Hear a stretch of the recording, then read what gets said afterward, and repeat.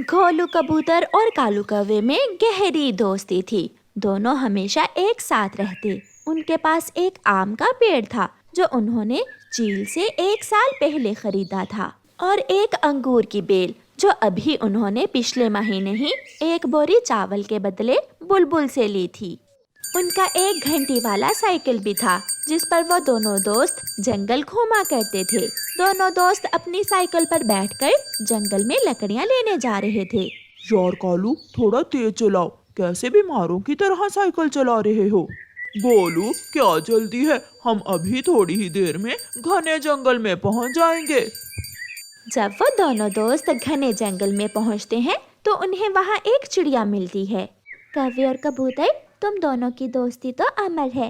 पूरे जंगल में सबसे गहरी दोस्ती है तुम्हारी। हाँ चिड़िया, हम दोनों ने हमेशा मिलजुल कर काम किया है, इसलिए तो हमने दिनों में ही एक आम का पेड़, अंगूरों की बेल और ये साइकिल भी खरीद ली है। आप दोनों अगर मेरी मानो तो अब शादी कर लो, एक सुंदर सा बड़ा घर बनाओ और दोनों दोस्त मिलजुल कर उसी घर में अपनी अपनी पत्नियों के साथ रहना। चिड़िया कौवे और कबूतर को ऐसा कहते हुए वहां से चली जाती है। यार कबूतर, बात तो ठीक की है चिड़िया ने। तो फिर चलो हम आज से ही घर बनाने का काम शुरू करते हैं। वो बड़ी लकड़ियां काटते हैं। कालू कौवा वो लकड़ियां उठा उठा कर अपने पेड़ के पास लेकर जाता और कबूतर लकड़ियां काट काट कर इकट्ठी कर रहा था। 2 दिन की मेहनत के बाद दोनों दोस्त अपने लिए एक सुंदर सा घर बना लेते हैं। मेरे दोस्त गोलू, पसंद तुम्हारी। अब तुम ही बताओ, तुम घर का ऊपर वाला हिस्सा लोगे या नीचे वाला? दोस्त, तुम जानते हो मुझे ऊंचाई पसंद है, इसलिए मैं ऊपर वाला हिस्सा लूंगा और तुम नीचे वाले घर में रहना अपनी पत्नी के साथ। बात तय हो जाती है और फिर दूसरे ही दिन दोनों दोस्तों की शादी हो जाती है। दोनों दोस्त अपनी अपनी पत्नियां लेकर अपने घर में पहुंच जाते हैं। कबूतर की पत्नी लूसी कबूतरी घर के ऊपर वाले पोर्शन में और कालू कौवे की पत्नी गोरी कौवी घर के नीचे वाले हिस्से में बैठी थी। गोरी और कालू ऊपर जाते हैं। तुम्हारे दोस्त की पत्नी तो बहुत मोटी है और आंखें तो देखो कैसी बिल्ली के जैसी हैं। वाह वाह पति गोलू जी, तुम्हारे दोस्त की पत्नी तो देखो जैसे काली बिल्ली होती है, बस फर्क इतना है कि बिल्ली म्याऊं म्याऊं करती है और ये कौवी काएं काएं करती है।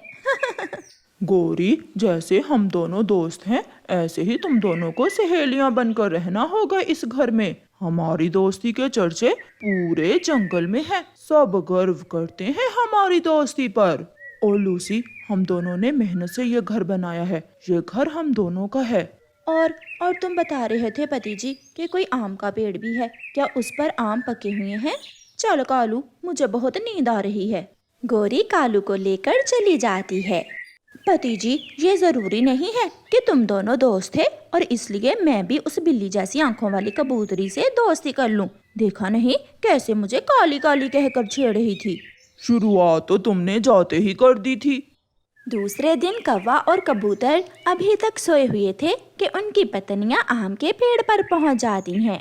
मोटी, लगता है रात मोटी को नींद ही नहीं आई जो सुबह सवेरे ही आम खाने आ गई हो। मुझे तो घोलू ने रात ही बता दिया था कि इस आम के पेड़ को मेरे पति ने ही खरीदा था, मगर आम मैं ही खाऊंगी इसके। ये पेड़ मेरे पति का है। पंख तो लगा कर दिखाओ इस पेड़ को, मैं तुम्हारा पंख काट दूंगी। अभी नई नई शादी हुई है मेरी, इसलिए मैं तेरा लिहाज कर रही हूँ, वरना मैं बता देती तुझे। बातों बातों में बात बढ़ जाती है। पहले ही दिन दोनों आपस में गुत्तम गुत्ता हो जाती हैं। दोनों के पति भी वहाँ पहुँच जाते हैं। पति जी, इस काली बिल्ली ने मेरे चेहरे पर पंजे मारे हैं। अब तो बटेगा, अब ये पेड़ बटेगा। सुन लो कालू पति जी, या ये पेड़ हमारा होगा या इनका। हमारी बचपन की दोस्ती है। कालू दोस्त, देख लो कैसे तेरी पत्नी ने मेरी पत्नी के चेहरे पर पंजे मारे हैं। बड़ा दुख हो रहा है तुझे। मैं चुप हूँ, इसका मतलब मुझे दुख ही नहीं हुआ। तो फिर बांट लो ये पेड़ तुम। गुस्से में कालू कौवा घर से कुल्हाड़ा उठा कर लाता है और पेड़ को काट देता है। अब बताओ मोटी, इस पेड़ पर लगे हुए आम लोगी या लकड़ियाँ? मुझे आम दे दो। दोनों आपस में बांट लेती हैं। कबूतर की पत्नी कटे हुए पेड़ से आम तोड़ लेती है और गोरी कौवी लकड़ियां ले लेती है। बात तो अभी शुरू ही हुई थी। अभी कुछ ही दिन गुजरे थे कि कबूतर कालू कौवे के पास आता है। वो घर के ऊपर वाले हिस्से से उतरकर कालू के दरवाजे पर दस्तक देता है। हाँ कबूतर, आज दोस्त नहीं, तुमने मुझे कबूतर कहा है। बताओ क्या काम है? साइकिल कहाँ है? मुझे साइकिल दो, मैं और मेरी पत्नी जंगल की सैर करने जा रहे हैं। बात सुनकर कालू कौवे की पत्नी दौड़ी दौड़ी घर से बाहर आती है। कौन सी साइकिल? कोई साइकिल नहीं है, जाओ भाग जाओ। कालू जी, आज तो मैं आपके साथ साइकिल पर जाऊंगी जंगल घूमने। सर झुकाए ऊपर बैठी लूसी कबूतरी भी बातें सुन रही थी। वो भी तुरंत नीचे उतर आती है। पति जी, अगर हर चीज इस काली कौवी से साझी है मेरी, तो शादी क्यों की थी मुझसे? लो, अब लो साइकिल इनसे। कालू यार, उस दिन भी बात बढ़ गई थी। बात आज भी बढ़ेगी, मैं देखती हूँ कौन साइकिल लेकर जाता है। गोरी साइकिल अपनी तरफ खींचती है और लूसी अपनी तरफ। साइकिल पेड़ से नीचे गिर जाती है। अगला टायर आगे और पिछला टायर पीछे। साइकिल तो दो हिस्सों में बट जाती है।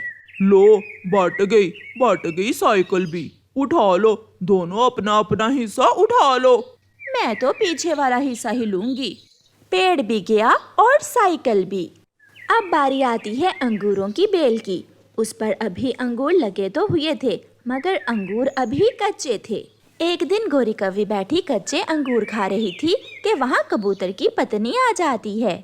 काली कौवी, शर्म करो, ये बेल हमारी सांझी है। इसका ये मतलब नहीं कि तुम कच्चा फल ही खराब कर दो। मैं अपने हिस्से के अंगूर कच्चे खाऊं या पक्के? तुम कौन होती हो मुझे भाषण देने वाली? मैं इस बेल की मालकिन हूँ। आधी मालकिन हो तुम, पूरी नहीं हो जो मुंह चढ़ा चढ़ा कर बातें कर रही हो। बेल कटने से बच जाती है। दोनों अपने अपने घर चली जाती। कालू, जाओ और अंगूर की बेल को पानी दे दो, पिछली बार मैंने दिया था। गोलू, बहुत हो गया, अब मुझसे ये सब नहीं होता। अगर पानी देना है तो दो, वरना मेरी तरफ से सूखने दो उसे। अब तो कौवे और कबूतर की दोस्ती भी एंड पर पहुंची हुई थी। तो फिर सूखने दो, अगर तुम्हें चिंता नहीं तो मैं क्यों करूं? सच ही कहती है मेरी पत्नी, इन कौवों से दोस्ती करके कुछ हासिल नहीं होता। गुस्से में कबूतर वहां से चला जाता है। एक महीना गुजर जाता है। गर्मी बढ़ गई थी। गोरी कालू से कहती है, अगर सांझा है तो इसका ये मतलब नहीं कि वो मोटी बिल्ली हमेशा हमेशा ऊपर वाले हिस्से में ही रहे। हमारी जब से शादी हुई है वो दोनों पति पत्नी ऊपर रह रहे हैं। अब हमारी बारी है। आज के बाद हम ऊपर रहेंगे और वो दोनों नीचे। तो आओ बात करते हैं। कौवा और कौवी ऊपर जाते हैं। दरवाजे पर दस्तक देते हैं। कबूतर और लूसी दोनों ही बाहर आ जाते हैं। दोनों की पत्नियों ने अपना अपना मुंह दूसरी तरफ किया हुआ था। कालू बात करता है। कबूतर जी, बात ये है कि आज के बाद घर के ऊपर वाले हिस्से में हम रहेंगे और नीचे वाले हिस्से में तुम।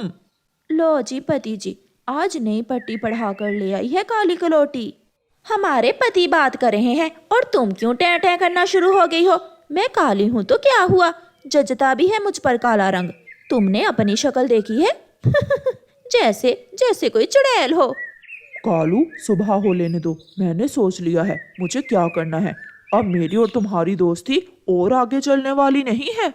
मुझे सुबह जवाब देना, वरना तुम तो जानते हो मैं गुस्से का बहुत बुरा हूँ। तुम्हें जवाब मिल जाएगा। गोरी और कालू चले जाते हैं। दूसरे दिन गोरी और कालू नदी पर पानी पीने गए हुए थे और पीछे से गोलू कबूतर घर को दो हिस्सों में काटकर आधा आधा कर देता है। लो, बट गया, घर भी बट गया। कौवा और कौवी भी आ जाते हैं। काट दिया? तुमने घर को ही काट दिया? अब किसी के साथ अन्याय नहीं होगा। आधा हिस्सा ऊपर वाला और आधा हिस्सा नीचे वाला तुम रख लो। अब खुश हो काली कलोटी? अगर तेरे पति को गुस्सा आता है तो मेरा पति भी कम नहीं है। ये सुनकर कबूतर और भी अकड़ जाता है।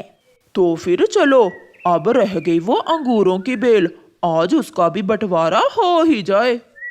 सब वहाँ जाते हैं। अंगूरों की बेल को देखकर सभी की शक्लें उतर जाती हैं, क्योंकि कई दिन पानी ना मिलने से अंगूरों की बेल तो सूख चुकी थी। सब वहाँ जाते हैं। अंगूरों की बेल को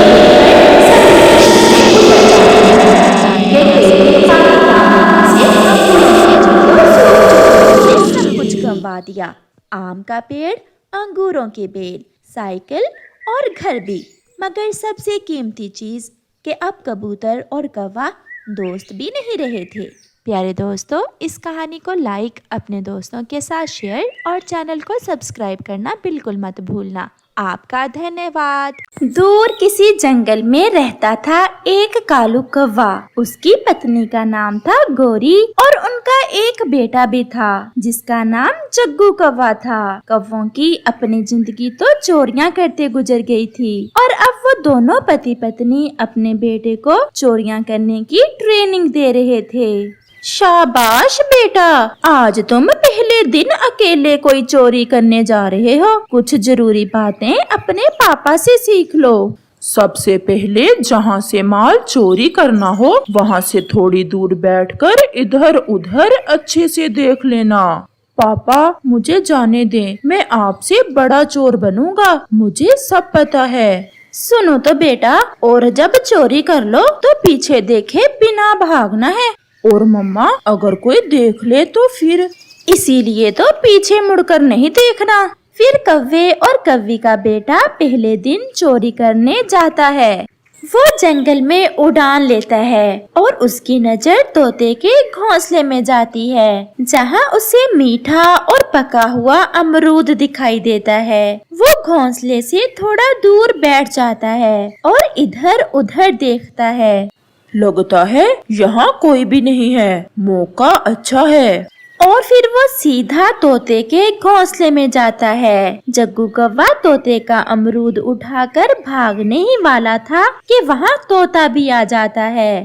ठहरो जरा, रुको, मैं देखता हूँ तुम कौन हो, चोर कहीं के। परंतु जग्गू वो अमरूद उठाकर भाग जाता है और तोता भी उसका पीछा करता है। फिर क्या था, जग्गू कौवा आगे आगे और तोता उसके पीछे पीछे। जग्गू जवान था, इसलिए तोता उसे पकड़ नहीं पाता और थक कर एक पेड़ पर बैठ जाता है। कमबख्त, मेरी आंखों के सामने ही मेरा अमरूद चुरा कर ले गया और मैं पकड़ न सका चोर को। फिर वहाँ चिड़िया आ जाती है। अरे तोते भैया, आपकी सांस क्यों फूली हुई है? सब ठीक तो है ना? वो अमरूद मैं बहुत मुश्किल से लाया था, परंतु चोर लेके भाग गया। बहुत पीछा किया, परंतु पकड़ ना सका मैं उसे। चोर पक्षी का रंग कैसा था तोते भैया? काला, उसका रंग काला था। मुझे तो वो कालू कौवा ही लग रहा था। परंतु मैं अभी अभी कौवे के घर के पास ही आई हूँ। कालू कौवा और उसकी पत्नी तो अपने घर में सो रहे थे और उनका बेटा जग्गू तो अभी छोटा है। तो फिर कोई और होगा। अगर एक बार मेरे पंखों में लग जाए तो छोड़ूंगा नहीं ऐसे चोर को। मम्मा, तोता मेरे पीछे भागा और मैंने आपका ट्रिक यूज किया। मैं भागता रहा और वो मेरे पीछे पीछे और वो थक गया। ऐसा ही करते हैं, अगर ऐसे चोरी करोगे तो तुम हमेशा बच निकलोगे। ये अमरूद तो बहुत स्वादिष्ट लग रहा है। जग्गू चलो इसे खाते हैं। एक बार मैं जाकर कौवे के घर देख कर तो आऊं, क्या पता मेरा अमरूद मिल जाए। ऐसा सोचते हुए तोता कौवे के घर की तरफ आता है।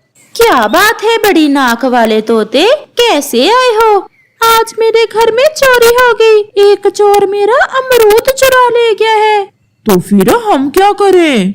वहाँ तोते का अमरूद तो था नहीं, क्योंकि अमरूद तो कौवों ने खा लिया था, इसलिए तोता डर जाता है।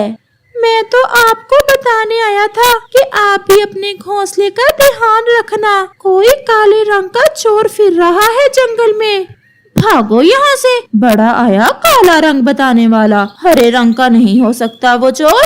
तोता कौवों से डरते वहाँ से चला जाता है। जंगल में रात भी हो जाती है। जग्गू कौवे के मम्मा और पापा सो जाते हैं। आज रात कोई बड़ी चोरी करके क्यों ना मम्मा पापा को सरप्राइज दूं। मैं आज रात चिड़िया के घर जाता हूँ और उसका सारा भोजन उठा लाता हूँ जो उसने बारिशों के लिए जमा कर रखा है। ऐसा सोचते हुए जग्गू कौवा अपने घर से निकलता है। वो खिड़की में से चिड़िया के घर में देखता है तो मम्मा की पक्की दुश्मन चिड़िया आंटी सो रही है। मैं आज चिड़िया आंटी का सारा ही भोजन चुरा लूंगा।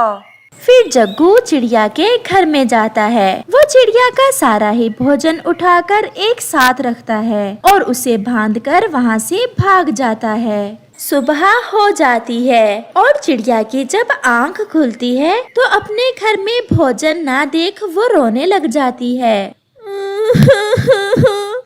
मेरा भोजन कोई चोर मेरा सारा ही भोजन चुरा ले गया। जालिम ने एक दाना भी नहीं छोड़ा। कितनी मुश्किल से वो भोजन मैंने बारिशों के लिए जमा कर रखा था। मैं जाकर कबूतर भैया को बताती हूँ। अरे भोजन कहाँ से आ गया हमारे घर में? गोरी, कहीं तुमने तो नहीं चुराया किसी का? इतना भोजन कहाँ से आ सकता है? जग्गू कौवा जो रात जागता रहा था अभी तक सोया हुआ था। जग्गू उठो उठो जग्गू। जग्गू कौवा भी उठ जाता है। जग्गू, ये इतना भोजन कहाँ से आया? मम्मा जब रात आप सोए थे तो मैं चिड़िया आंटी के घर से चुरा कर लाया था। ओ तेरी, तुम तो जग्गू हमसे भी बड़े चोर बन गए हो। आज तुमने साबित कर दिया है कि तुम हमसे बड़े चोर हो। ये भोजन ज्यादा है, मैं इसे कहीं छुपा देती हूँ। अगर चिड़िया यहाँ आ गई तो उसे पता चल जाएगा। फिर गोरी कौवी उस भोजन में से कुछ भोजन लेकर छुपाने चली जाती है। मेरे ख्याल में ये काम कौवों के अलावा और कोई नहीं कर सकता। कबूतर भैया, मैं तो सोई हुई थी। हम कैसे कौवों पर इल्जाम लगा सकते हैं? हमने देखा भी तो नहीं है कौवों को चोरी करते हुए। गोरी कौवी भी चोरी किया हुआ भोजन छुपाकर चिड़िया और कबूतर के पास आ जाती है।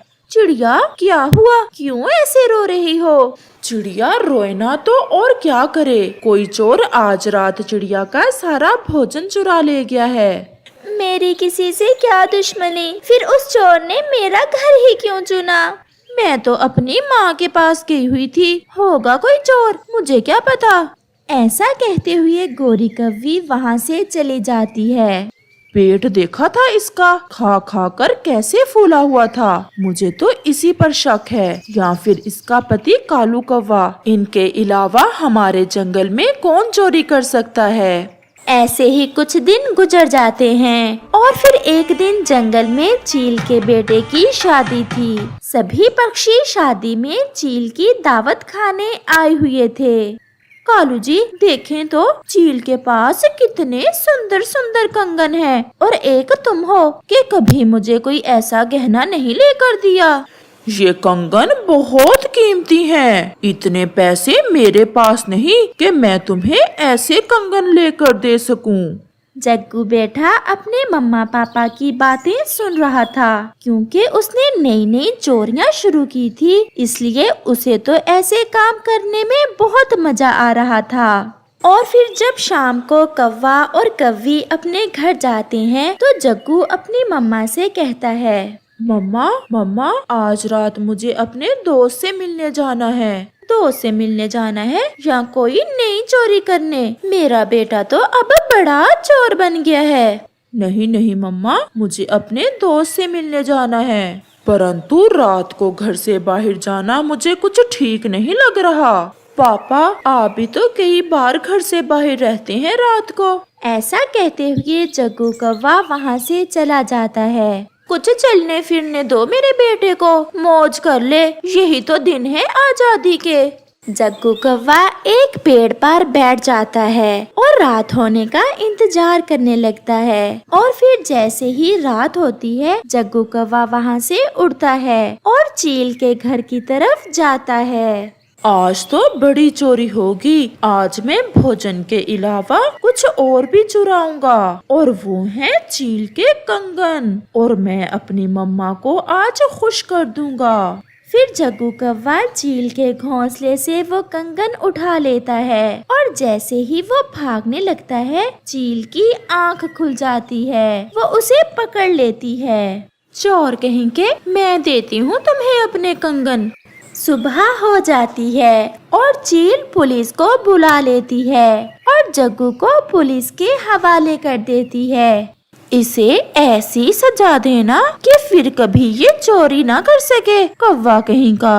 और फिर पुलिस उसे जेल ले जाती है।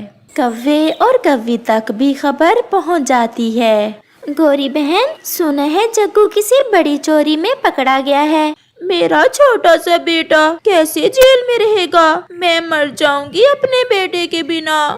ये सब तो हमें उस समय सोचना चाहिए था, जब हम उसे चोरी करना सिखा रहे थे। जब चिड़िया का भोजन वो चुरा कर घर लाया था, तभी हमें उसे समझाना चाहिए था। मुझे तो उसी समय पता चल गया था, परंतु मैं खामोश रही। और अब देखो गोरी और कालू, आपके कारण आपका बेटा जवानी जेल में ही काटेगा। और फिर जग्गू कौवे को 2 साल जेल की सजा हो जाती है। अगर मेरे मम्मा पापा ने मुझे चोरियां ना सिखाई होती तो आज मैं भी आजाद पक्षी होता। और फिर कौवे और कौवी को समझ आती है कि मम्मा पापा की बुरी प्रशिक्षण की सजा उनकी संतान को भुगतना पड़ती है। अपनी संतान को ऐसी प्रशिक्षण दे जिससे वो अच्छी जिंदगी गुजार सकें, ना कि ऐसी प्रशिक्षण जिससे उनकी जिंदगी कैद में गुजरे। इस कहानी के कल वाले भाग में आपने देखा कि कैसे कालू कौवा बुढ़ापे में एक कौवी से इश्क करने लगता है, और वो शैतान कौवी कैसे कालू कौवे को अपने जाल में फंसाती है। चिड़िया बहन, अगर कुछ घर में खाने को है तो हमें दे। कालू तो आज फिर घर में कुछ नहीं लाया। वो तो रास्ते में ही एक पेड़ पर बैठ गया था और मेरे साथ चनों की फसल में भी नहीं गया। मैंने कहा तो गुस्सा करने लगा। न जाने कुछ दिनों से कालू को क्या हो गया है, पहले तो वो ऐसा ना था। ये ले गोरी बहन, चनों के कुछ दाने हैं, ये आप और आपका बेटा खा लेना। फिर गोरी कौवी वो चने लेकर अपने घर लौटती है। जंगल में रात भी हो जाती है। गोरी और उसका बेटा वो चने खाकर सो जाते हैं, परंतु कालू कौवा तो गुलाबो कौवी के ही सपने देख रहा था। उसे तो नींद भी ना आ रही थी। फिर आधी रात को कालू कौवा सो जाता है। अगर मेरी चोंच तेज है तो तुम्हारे भी पंख बहुत सुंदर हैं। और रंग कितना काला है मेरे सुंदर कालू का। मुझे पहले किसी ने ऐसा नहीं कहा। मुझे पहले किसी ने ऐसा नहीं कहा। गोरी और उसका बेटा जग्गू कालू का शोर सुनकर जाग जाते हैं। जग्गू, ये तुम्हारे पापा को क्या हो गया है? कालू जी उठें। ये क्या, आप सपने में उल्टी सीधी बातें कर रहे हैं? सपना? मैं सपना देख रहा था। फिर कालू कौवा चुप करके सो जाता है। दूसरे रोज कालू कौवे को तो कुछ ज्यादा ही जल्दी थी। गोरी, मैं जा रहा हूँ। मुझे दूसरे जंगल के तोते ने बुलाया है। मैं शाम को देर से आऊँगा और तुम अपना और जग्गू का भोजन ढूंढ कर ले आना। परंतु कालू जी, इससे पहले कि गोरी कुछ कहती, कालू वहाँ से चला जाता है। उसे आज गुलाबों के लिए मकई का भुट्टा लेकर जाना था। वो सोच रहा था कि वो मकई का भुट्टा कहाँ से लेकर जाए। फिर कालू उड़ता उड़ता कबूतर के घर आता है। कबूतर जी, आपकी भाभी गोरी के पेट में दर्द है और वैद्य जी ने बताया है कि गोरी को मकई के दाने खिलाओ। क्या मकई का भुट्टा किसी से मिल सकता है? मेरे पास है, मैंने तो भोजन खा लिया है। आप ये जल्दी जल्दी से ले जाएं और गोरी भाभी को दें ताकि वो जल्दी जल्दी ठीक हो जाएं। कबूतर का ऐसा कहना था कि कालू तो कुछ सोचे बिना वो मकई का भुट्टा लेकर वहाँ से दौड़ता है। मेरे काले कालू जी, आज रात मैंने सपना देखा। मैंने देखा कि मेरा कालू और मैं झरने पर बैठे हुए मिठाई खा रहे हैं। मैं भी सारी रात सो नहीं पाया, आपको ही सपनों में देखता रहा हूँ। फिर तो फंस गया है कालू मेरे जाल में। क्या कहा गुलाबो? कुछ नहीं, मैंने कहा आप कितना ख्याल रखते हो मेरा। मैंने एक बार कहा और कैसे आप मेरे लिए मकई का भुट्टा ले आए। मैं तो पूरा खेत ही लाने वाला था। बस इतना ही काफी है। अब कल झरने पर बैठकर मिठाई खाएंगे, परंतु मिठाई मिलेगी कहाँ से? आपका कालू मिठाई का ढेर लगा देगा, कल तो आने दो। मेरे सुंदर कालू जी, थोड़ी ज्यादा ही ले आना। वो मेरा नौकर है ना, उसे भी मिठाई बहुत पसंद है। मैं ले आऊंगा। फिर कालू और गुलाबो ऐसे बैठे गप्पे लगाते रहते हैं। चलो चिड़िया, गोरी को देखकर आते हैं। बहुत दर्द हो रहा है गोरी के पेट में। कालू अभी अभी मुझसे मकई का भुट्टा लेकर गया है गोरी को देने के लिए। मुझे तो नहीं पता, जरा चलो तो जाकर देखते हैं। फिर कबूतर और चिड़िया गोरी के घर जाते हैं। गोरी उन्हें रास्ते में ही बैठी दिख जाती है। वो दोनों वहाँ जाते हैं।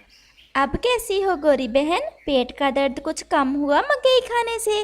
मुझे क्या हुआ है, मैं तो ठीक हूँ। मेरे पेट में तो दर्द नहीं था।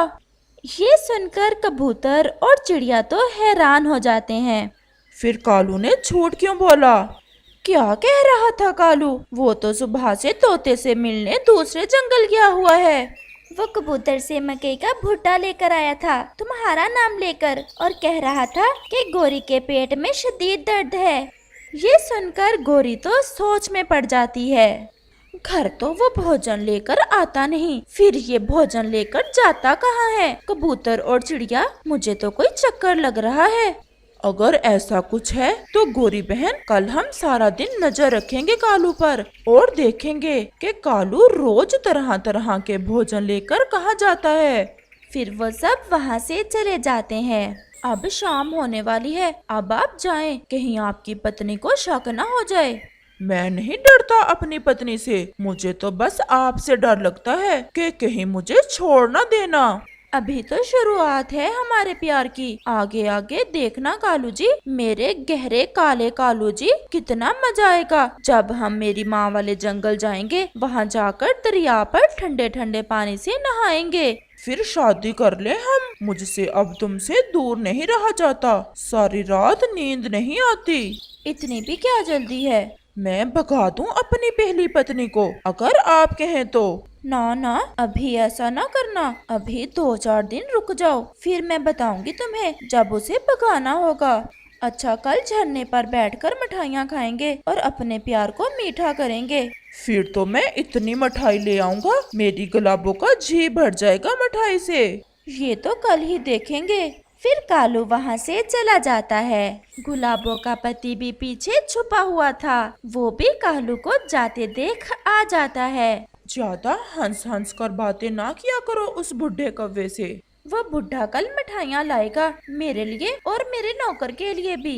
मिठाइयाँ खाने के लिए ही तो उस बुढ़े कव्वे को उल्लू बनाया हुआ है हमने। अब 2-4 दिन में अगले शिकार पर निकल जाएंगे हम। ऐसा बुढ़ा पागल कहीं और से नहीं मिलेगा। अभी कुछ दिन और इसे उल्लू बनाते हैं, फिर चुपचाप यहाँ से अगले जंगल निकल जाएंगे। रात को कालू लेटा हुआ था। वो तो अपने परिवार से पूरी तरह बेखबर था। वो तो पागल हो चुका था। कालू जी, कितने दिन हो गए, अपने बेटे से भी प्यार नहीं किया आपने, क्या कोई परेशानी है? मुझे तंग ना करो, पहले ही मेरे सर में दर्द है। कबूतर से मकई का भुट्टा किसके लिए मांग कर ले गए थे? तेरी माँ के लिए। चुप करती हो या लगाऊं एक? मैं तो चुप ही हूँ, परंतु मैं भी एक मम्मा कवि हूँ। मुझे सब पता है कि तुम इतने बहके बहके से क्यों रहते हो। कौन है वो? अगर इस घोंसले में कुछ दिन गुजारने हैं तो चुपचाप सो जाओ। गोरी कव्वी चुप कर जाती है और सो जाती है। जैसे ही सुबह होती है, कालू कौवा उठता है और कुछ बोले बिना घर से निकलता है। गोरी भी कालू के पीछे ही उड़ती है। कबूतर और चिड़िया भी गोरी के इंतजार में ही थे। वो भी गोरी के साथ कालू के पीछे जाते हैं। पक्षी जी, मुझे 1 किलो मिठाई दे दें। मेरे पास देने को कुछ नहीं है, मैं अपने ससुराल जा रहा हूँ। वापस लौटते समय मैं कीमत दे जाऊंगा मिठाई की। मैं उधार करता तो नहीं हूँ, परंतु कालू जी, आप बुढ़े कव्वे हो, मैं आपका विश्वास करता हूँ। फिर कालू जी वहाँ से मिठाइयाँ लेकर झरने की तरफ जाता है। मेरी गुलाबो, देखो तो लड्डू, ढेर सारे लड्डू लाया हूँ मैं आपके लिए। मेरा तेज चोंच वाला काला कौवा कैसे मेरी हर इच्छा पूरी करता है। और आज इस नौकर को क्यों साथ ले आई हैं आप? कहा था ना कि इसे मिठाइयाँ बहुत पसंद है, इसी शौक में मेरे साथ चला आया। कबूतर, गोरी कव्वी और चिड़िया भी वहाँ आ जाते हैं। तो इस मनहूस के लिए आजकल पागल बने फिरते हो? अपनी उम्र देखो और काम देखो। एक बेटा है इस कव्वे का और तुम कल की बच्ची। शर्म करो जो अपने पिता की उम्र के कव्वे से इश्क करती फिर रही हो तुम। चुप चुप कर जाओ, अगर मेरी गुलाबो को कुछ कहा तो जान से मार दूंगा। मेरी गुलाबो, शर्म करो, तुम्हारी बेटी जैसी है वो। और कव्वी बेटा, आपने भी ना सोचा ऐसी घटिया हरकत करते हुए। सब चुप करके मेरी बात सुनो, आपको सब पता चल जाएगा। आप बताएं कि इसकी उम्र है ऐसे इश्क लड़ाने की? पंखों में इसके जान नहीं है। और ये जो मेरे साथ है मेरा पति है। हमारा तो काम है ऐसे बुढ़े पागल कौवों को उल्लू बनाना। गुलाबो, ये आप क्या कह रही हैं अपने गहरे काले रंग वाले कालू से? चुप कर जा ओए बुड्ढे। और चिड़िया, मैं इस कव्वी आंटी से बात नहीं करूंगी, ये गुस्से में है। ये आपका बुढ़ा कौवा तो अपनी पत्नी को कब से घर से निकाल देता, मैं नहीं रोका इसे। नहीं विश्वास तो पूछ लो। बोल ओए बुढ़े आशिक। चलो पति जी चलें, अब यहाँ खेल खत्म हुआ, किसी और को जाल में फंसाते हैं। ऐसे वो गुलाबो कव्वी वो मिठाइयाँ उठाती है और अपने पति के साथ चली जाती है। कालू जी चलो अब घर चलें। सुबह का भूला अगर शाम को घर आ जाए तो उसे भूला नहीं कहते। आप सब मुझे माफ कर दें, मैं बहुत शर्मिंदा हूँ। मैं भूल गया था। अच्छा अब बस करो, चलो जग्गू घर में अकेला है। फिर कालू कव्वे को एहसास होता है कि अपने घर परिवार से जो प्यार मिलता है वो बिना किसी लालच के होता है और वो अपने परिवार से प्यार करने लगता